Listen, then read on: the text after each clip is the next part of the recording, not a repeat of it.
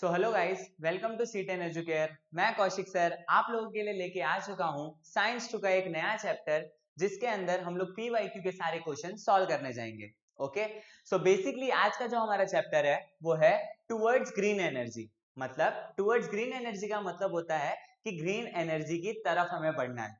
Basically what do you mean by green energy? देखिए, green energy एक ऐसी energy होती है जिसको प्रोड्यूस करते टाइम हमारा जो एनवायरमेंट है उसको इतना सा भी कुछ नुकसान नहीं होना चाहिए। इसी को हम क्या बोलते हैं? Green energy. Okay, so basically ये चैप्टर में हम लोग ये देखने वाले हैं कि जो हमारा एनर्जी जनरेशन आज के टाइम पे हो रहा है वो कितने टाइप्स के हैं। तो अगर मैं इसे डिवाइड करूं तो मैं इसको दो टाइप में डिवाइड कर सकता हूं। पहला नॉन ग्रीन एनर्जी और दूसरा ग्रीन एनर्जी। पहले हम लोग नॉन ग्रीन एनर्जी के टाइप्स देखेंगे जिसके अंदर हम एनर्जी को जनरेट कर रहे हैं। अच्छा, इन सबसे पहले मैं आपको ये बताना चाहूंगा कि आज के टाइम पे एनर्जी जनरेशन मतलब क्या।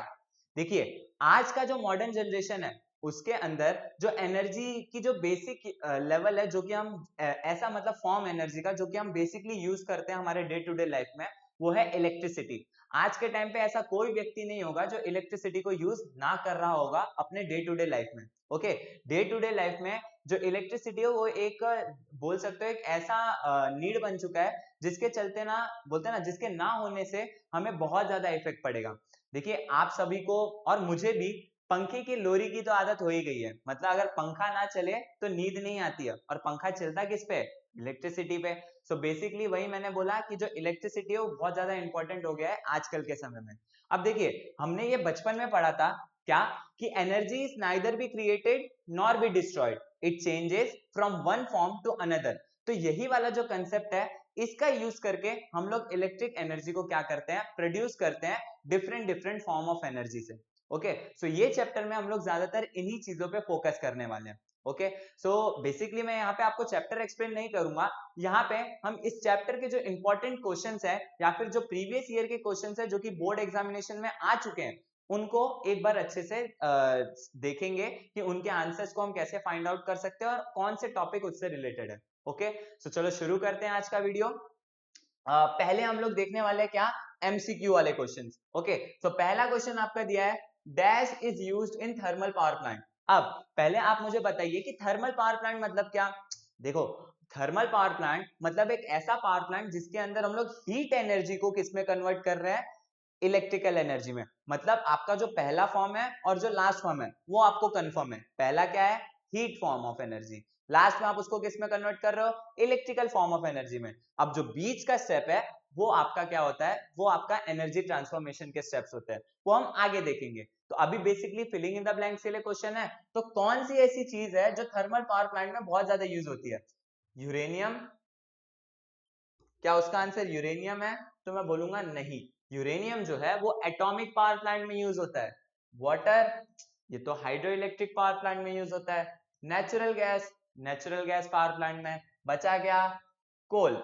कोल एक ऐसा सब्सटेंस है जिसकी मदद से हम क्या प्रोड्यूस कर सकते हैं? हीट प्रोड्यूस कर सकते हैं, और हीट को ही हम क्या बोलते हैं? Thermal energy. Okay, so basically पहला जो एमसीक्यू है उसका आंसर आपका क्या हो जाएगा? कोल। ओके, सो नेक्स्ट क्वेश्चन की ओर बढ़ते हैं। The hydro electric capacity of Koyna dam is. अच्छा, अब कोयना डैम मतलब कौन सा डैम और ये कहां पे सिचुएटेड है?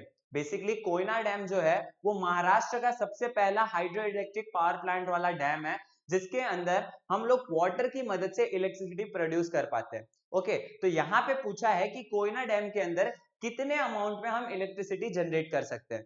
तो इसका जो आंसर है, देखिए अब मुझे तो मालूम है तो मैं आपको बता दूं, इसका आंसर है 1960 मेगावाट। बट अगर मैं आपको टेक्स्ट बुक में दिखाऊं कि कहां पे आपको मिलेगा, सो देखो इसका आंसर भी आपको टेक्स्ट बुक में गिवन है। ये देखिए, ये रहा। बेसिकली यहाँ पे देखो आपको अलग अलग डैम्स बताए हैं इंडिया में जिसमें large amount of electricity produce होती है with the help of hydro electricity. तो यहाँ पे देखिए कोयना डैम जो है वो यहाँ पे आपको गिवन है।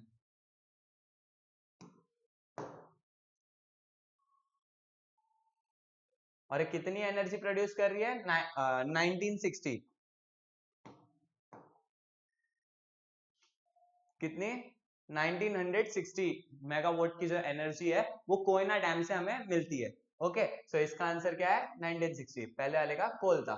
चलो अगला क्वेश्चन क्या है? Atomic power plant in Maharashtra is देखिए इसका आंसर है तारापुर। अब देखिए ये सारे जो कंसेप्ट है ना, ये सारे जो क्वेश्चन है, आप बोलोगे सर ये तो हमें टेक्स्ट बुक के एक्सरसाइज में देखने ही नहीं मिले, या फिर हमें मतलब बोलते हैं ना हमने टेक्स्ट बुक पढ़ा हमें मिला ही नहीं है सब। तो देखिए ये सारे जो फिलिंग इन द ब्लैंक्स है, ये सारे जो कंसेप्ट है, ये आपके डू यू नो वाले बॉक्सेस और इसके अंदर मिलते हैं आपको। अब देखिए ये वाला क्वेश्चन हमें मिला ना डू यू नो में, वैसे ही ये वाला क्वेश्चन भी डू यू नो में ही आपको मिलेगा। चलो दिखाता हूँ कहाँ है।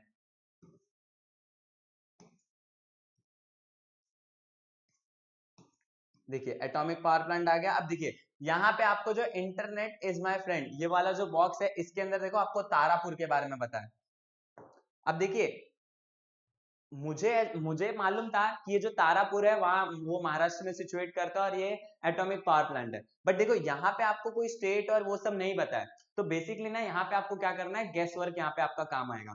क्या कि मैंने एटॉमिक पावर प्लांट वाला जब कंसेप्ट पढ़ा तो उसके अंदर मैंने जब बॉक्स में तारापुर देखा था। अब यहाँ ऑप्शन में और कोई ऐसा नाम है जो कि इससे अलग है? देखिए अब यहाँ पे कंफ्यूज करने के लिए सामने वाले जो बोर्ड वाले एग्जामिनर है वो क्या कर सकते हैं, वो कोई और जो दूसरे नाम है वो भी यहाँ पे डाल सकते थे, जिसके चलते जो सामने वाला बच्चा वो पूरी तरीके से कंफ्यूज हो जाए, क्योंकि यहाँ पे स्टेट्स तो लिखे ही नहीं है। ओके, तो ये जो कुछ कुछ एक्टिविटीज होती है जो आपको करने को कहा जाता है, वो आपको करना बहुत ज्यादा जरूरी होता है। क्यों? क्योंकि जब आप ऐसे एक्टिविटी करते हैं तो हो सकता है एक एक मार्क वाले जो आपके फिलिंग द ब्लैंक्स है ना, वो आपको यहाँ पे मिल जाए।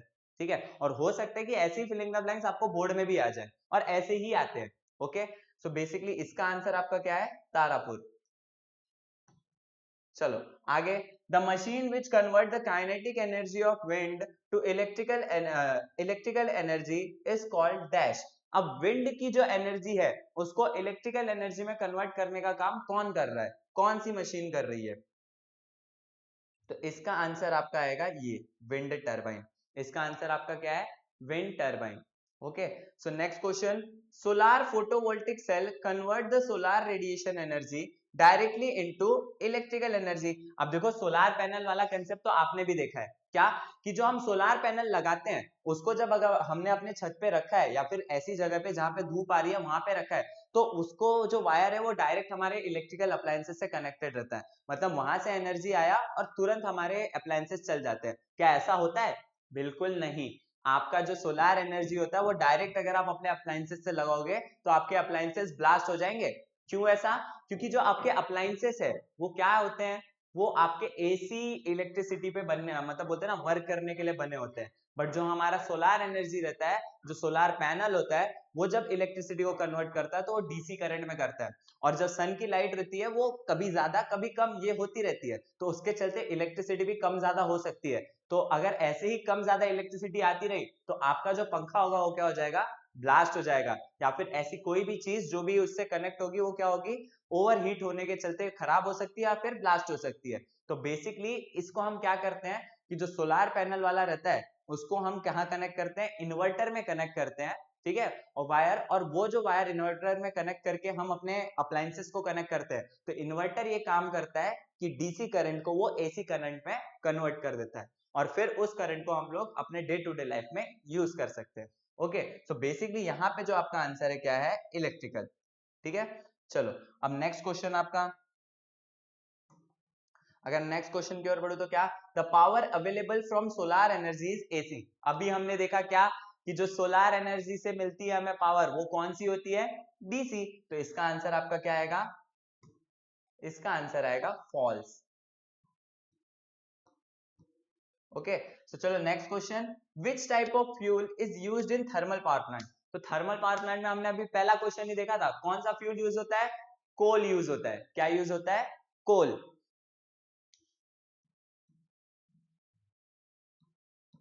बेसिकली मैं आपको ये सजेस्ट करूंगा कि जब धीरे धीरे हम लोग एक एक क्वेश्चन आगे बढ़ते जा रहे हैं तो आप इसको नोट डाउन करते जाइए, जिसके चलते आपकी भी प्रैक्टिस होती जाएगी। और हाँ, साथ में टेक्स्ट बुक लेके जरूर बैठना। ओके, सो चलो नेक्स्ट क्वेश्चन की ओर बढ़ते हैं। क्या पूछा है, नेक्स्ट क्वेश्चन है आपका, complete the stages in electrical generator using wind energy. अब ये स्टेजेस को आपको कंप्लीट करना है कि विंड एनर्जी के अंदर कितने तरह के स्टेजेस आपको यहाँ पे प्रेजेंट होते हैं। तो चलो दिखा दूं आपको, ये भी आपके टेक्स्ट बुक में गिवन है। ये देखिए विंड एनर्जी वाला उस पे आ जाओ, टॉपिक पे आ जाओ। ये देखो ये 4 स्टेजेस दिख रहे हैं, यही 4 स्टेजेस को आपको यहाँ पे उतार देना है। एकदम बेसिकली आप ये इजीली ये कर सकते हो, ठीक है। अब इसी के रिलेटेड एक और एक नया मतलब क्वेश्चन है, यही मतलब बोलते हैं ना यही टॉपिक से रिलेटेड, ये देखिए यहाँ पे, right limitation in an electrical generator using wind energy. अब जो विंड एनर्जी से जो हम इलेक्ट्रिसिटी प्रोड्यूस करते हैं उसका एक लिमिटेशन आपको लिखना है। तो क्या लिमिटेशन है? अब बेसिकली जो विंड की रफ्तार है क्या वो एक इक्वल रफ्तार होती है? मतलब क्या हर जगह एक ही तरह की विंड चलती है? नहीं, कहीं पे ज्यादा विंड चलती है तो कभी कम विंड चलती है, कभी बहुत ज्यादा तेज हो जाती है तो कभी बहुत ज्यादा कम भी हो जाती है। तो बेसिकली इसका एक लिमिटेशन ये है कि विंड जो एनर्जी है उससे हम लगातार मात्रा में इलेक्ट्रिसिटी नहीं जनरेट कर सकते। ये डिपेंड होगा विंड के ऊपर कि अगर विंड तेज है तो ज्यादा इलेक्ट्रिसिटी जनरेट होगी और विंड अगर स्लो है तो कम इलेक्ट्रिसिटी जनरेट होगी। समझ गए?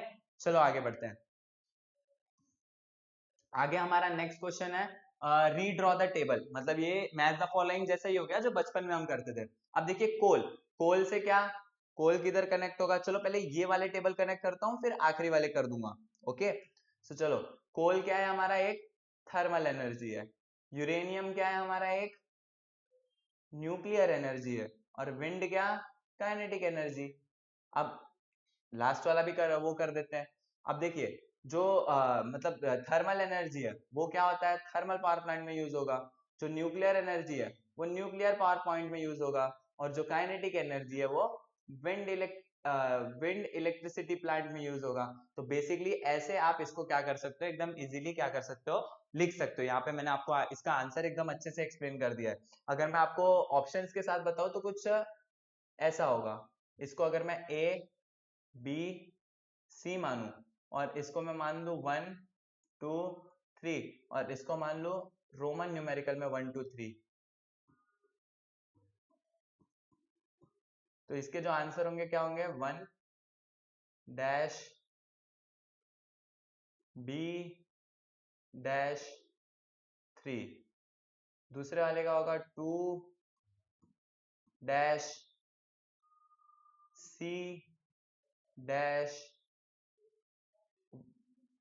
1, तीसरे वाले का होगा, कहाँ लिखूं, यही लिख देता हूं, 3 डैश ए डैश 2। बेसिकली ये देख लो, ये इसका आंसर का पैटर्न है। ओके, ठीक है, 1 2 3। चलो नेक्स्ट क्वेश्चन की ओर बढ़ते हैं। तो नेक्स्ट अपना क्वेश्चन है क्या? Give reason it is an absolute it is absolutely necessary to control the fusion or reaction in nuclear power plant. अच्छा, बेसिकली न्यूक्लियर पावर प्लांट जो होता है उसके अंदर काम क्या होता है? क्या जो हमारा जो एटॉमिक मतलब बोलते हैं ना, जो ऐसे एलिमेंट्स होते हैं जो रेडिएशन रिलीज करते हैं, हम उसको उसमें यूज करते हैं। ओके, बेसिकली कौन से एलिमेंट्स होते हैं जो रेडिएशन रिलीज करते हैं?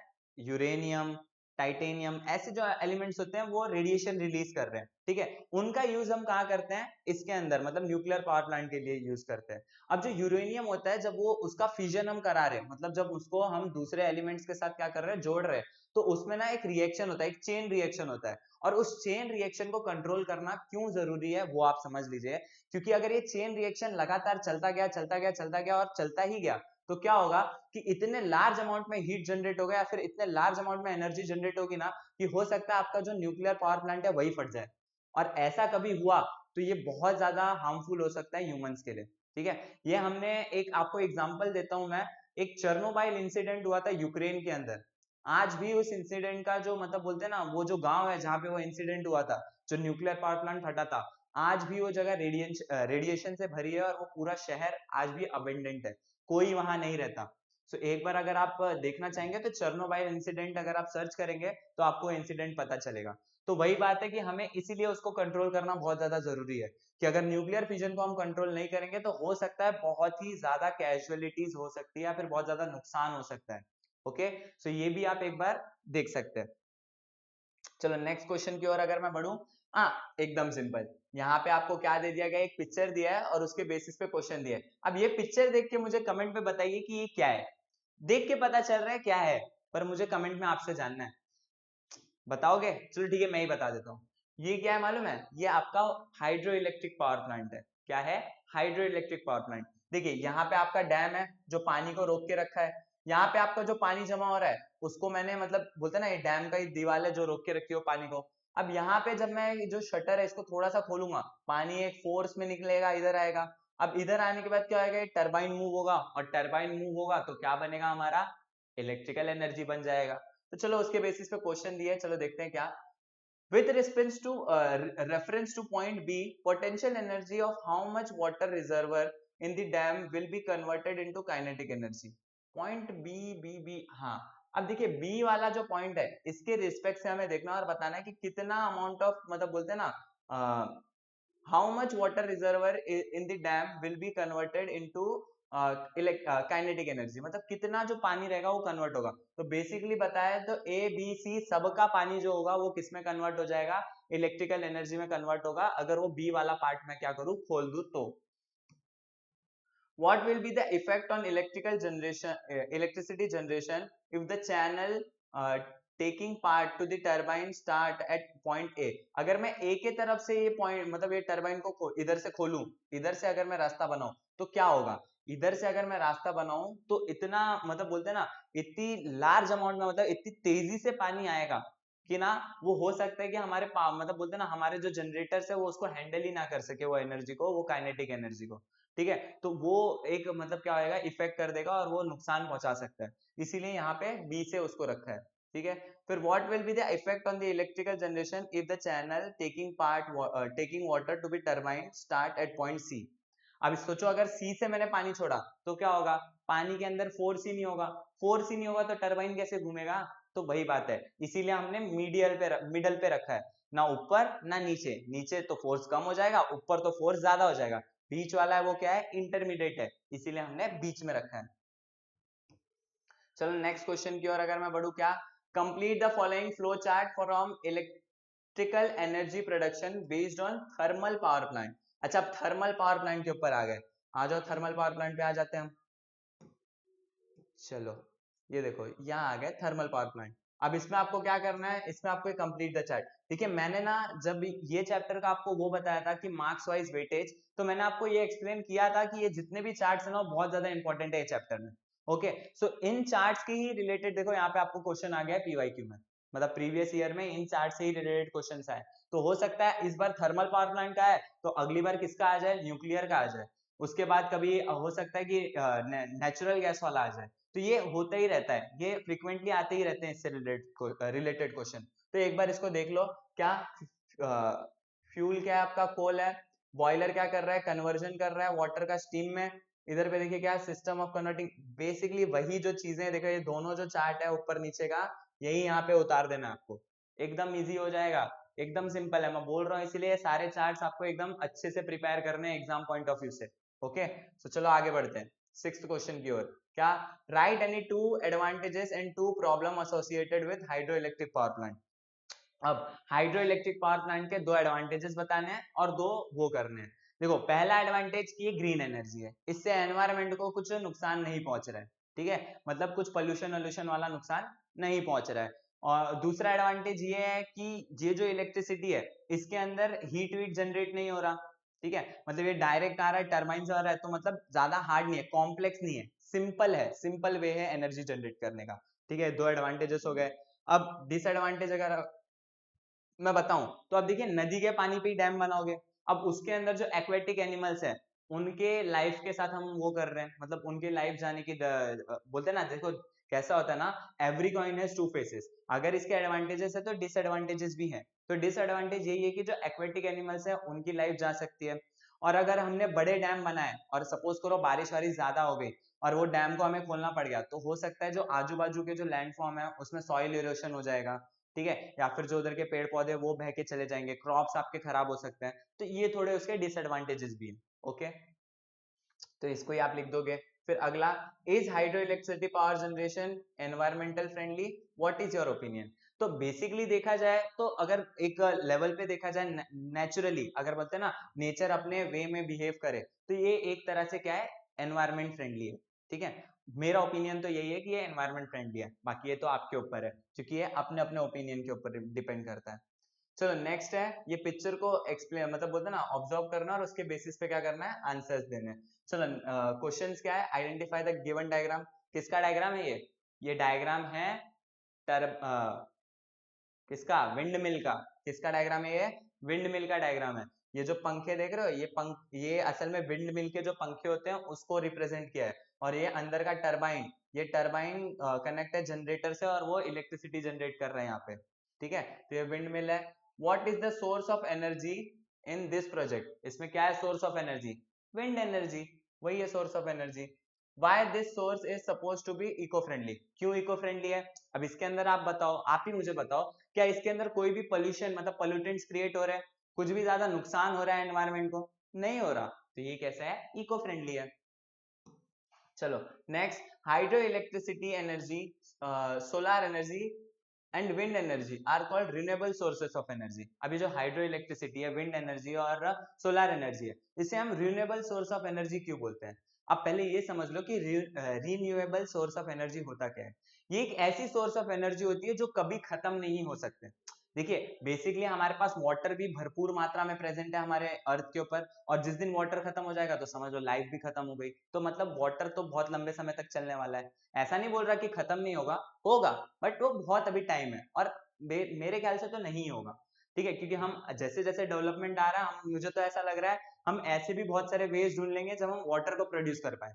ठीक है, फिर अगला है विंड, विंड एनर्जी। अब जब तक ये नेचर है, जब तक एनवायरमेंट है, विंड चलती रहेगी, तो ये भी नहीं आपका चेंज होगा। और अगला सोलर, जब देखिए हमारा यूनिवर्स ही सन के ऊपर डिपेंड है, जब तक सन है तब तक यूनिवर्स है, तो बेसिकली ये भी कभी खत्म नहीं होने वाला है। तो हाँ, यही आपको रीजन देने हैं यहाँ पे।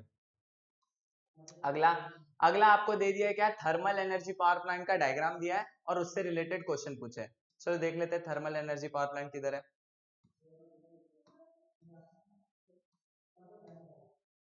देखिए ये थर्मल एनर्जी पावर प्लांट है और उससे रिलेटेड क्वेश्चन है।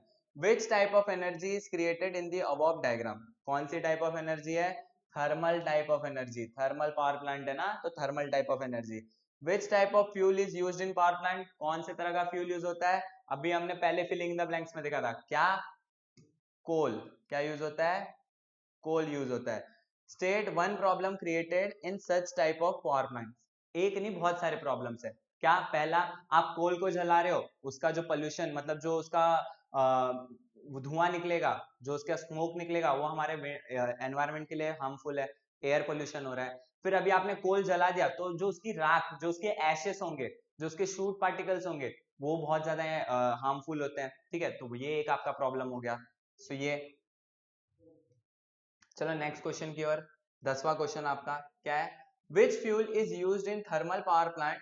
Right any two problems. अब देखिए वही चीज, कौन सा फ्यूल यूज होता है? कोल यूज होता है। प्रॉब्लम क्या है? एयर पोल्यूशन, जलने से धुआं निकलता है, स्मोक निकलता है। दूसरा, जलने के बाद जो ऐश बचती है वो भी बहुत ज्यादा हार्मफुल होती है। डाल दो यहाँ पे, हो गया एकदम सिंपल। Give scientific reason. क्या? The energy generated from nuclear fuel is not environmental friendly.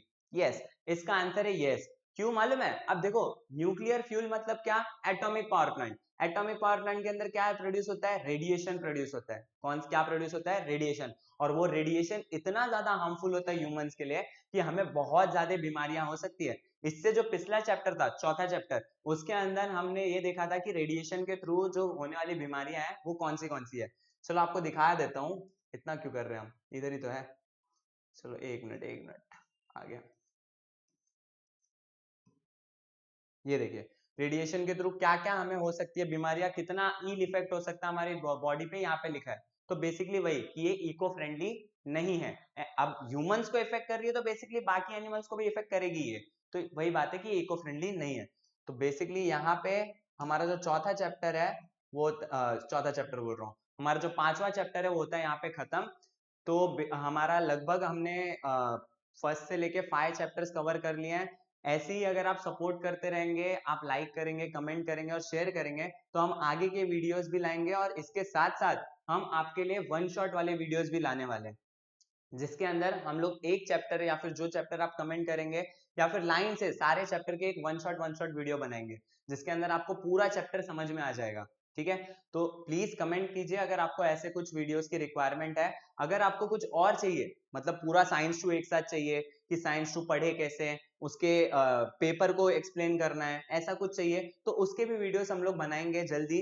ठीक है, तो वो सब भी आपको हमारे चैनल पे मिल जाएगा। ओके, ऐसे ही हमारे C10 फैमिली के साथ बने रहें। Thank you very much.